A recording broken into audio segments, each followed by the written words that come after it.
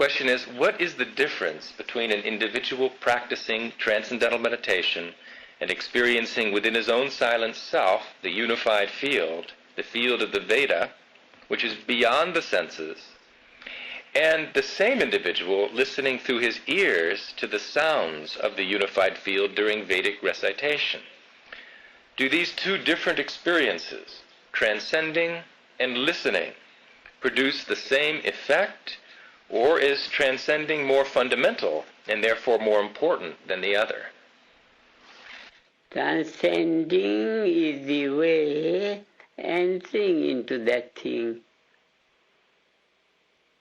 Transcendental consciousness whispers to itself, and they are the mantras of the Vedas. They are the sound of the transcendent, which is not in the audible sense, it's in the inaudibility of sound. Transcending is the way entering into it.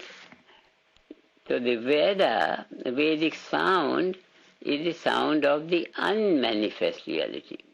Sound of the unmanifest is called the sound of the memory. Some memory, some memory, some memory. In the ocean of silence, some memory, some memory. In the ocean of unbounded water body, a wave rises. And wherever there is a wave, there is a sound. This self-referral sound is the sound of the Veda.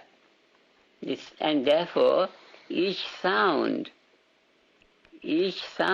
in the field of memory is the sound of the whole ocean. And therefore, in each word of the Veda, total natural law is available. And when it is pronounced, it is heard, similar reverberations go to the transcendent, similar, because of the physiology of the body. Because of the physiology of the body, that level of consciousness begins to pulsate in itself. This is the advantage of listening to the Veda. Otherwise, Veda is not on the audible level of the ears, no. It is audible beyond the relative value of audibility or anything. It is the source of the senses.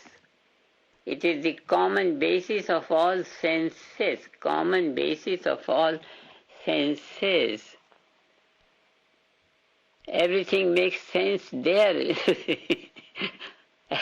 Everything makes sense there, and anything does not make a sense out of it. That is why harmony is the reality of that level of intelligence which is transcendental. And the Vedic recitation has an outside help.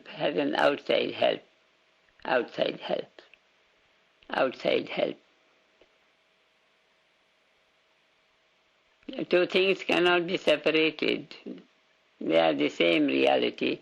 The whole physiology, as you have already described on the basis of research of Rajaramji, that it is consciousness only. Physiology is consciousness.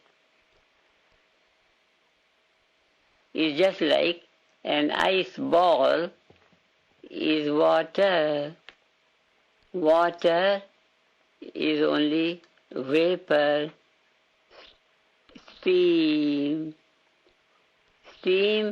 is just the temperature difference. So one gains a name, but that is the transformation of the previous stage of development.